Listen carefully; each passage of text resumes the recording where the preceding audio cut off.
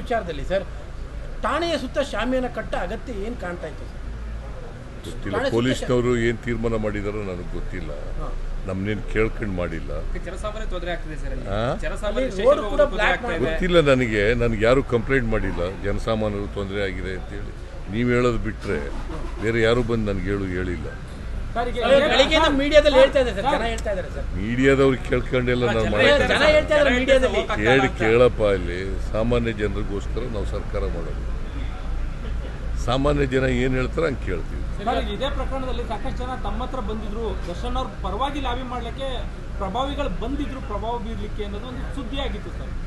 ಸುದ್ದಿ ಅಷ್ಟೇ, ಯಾರು ಬಂದಿದ್ರ ಸರ್? ಯಾರು ಬಂದಿಲ್ಲ ನನ್ನ ಹತ್ರ. ಸುದ್ದಿ ಆಗಿತ್ತು ಅಂತ ಯಾಕೆ ಕೇಳ್ತೀಯ? ಸುದ್ದಿ ಹೊರಗಡೆ ಬಂದಿತ್ತು.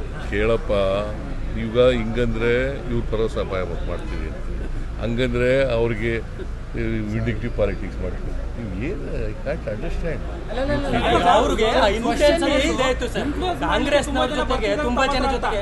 ನೋಡ್ರಿ, ಬಿಜೆಪಿಯವರು ಬೇಕು ಅಂತ ಸುಳ್ಳು ಆರೋಪಗಳನ್ನು ಮಾಡ್ತಾ ಇದ್ದಾರೆ, ಗೊತ್ತಾಯ್ತಾ?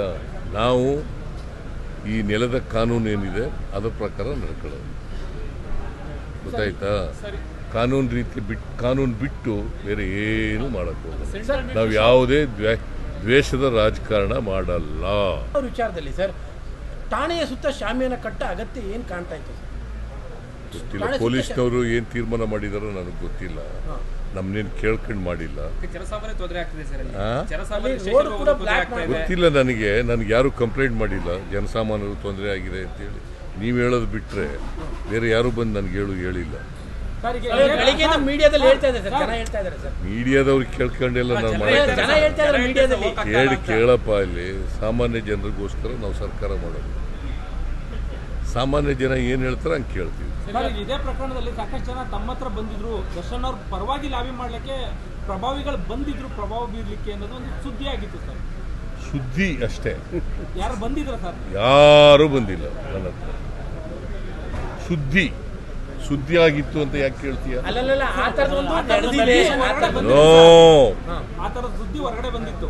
ಕೇಳಪ್ಪ, ಈಗ ಹಿಂಗಂದ್ರೆ ಇವ್ರ ಭರೋಸಾ ಅಪಾಯ ಮಾಡ್ತೀವಿ ಅಂತ, ಹಂಗಂದ್ರೆ ಅವ್ರಿಗೆ ವಿಂಡಿಕ್ಟಿವ್ ಪಾಲಿಟಿಕ್ಸ್ ಮಾಡ್ತೀವಿ. ನೀವು ಏನು ಐ ಕ್ಯಾಂಟ್ ಅಂಡರ್ಸ್ಟ್ಯಾಂಡ್.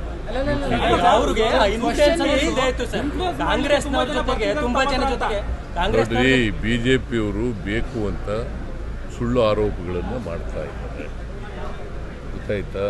ನಾವು ಈ ನೆಲದ ಕಾನೂನು ಏನಿದೆ ಅದರ ಪ್ರಕಾರ ನಡ್ಕೊಳ್ಳೋದು, ಗೊತ್ತಾಯ್ತಾ?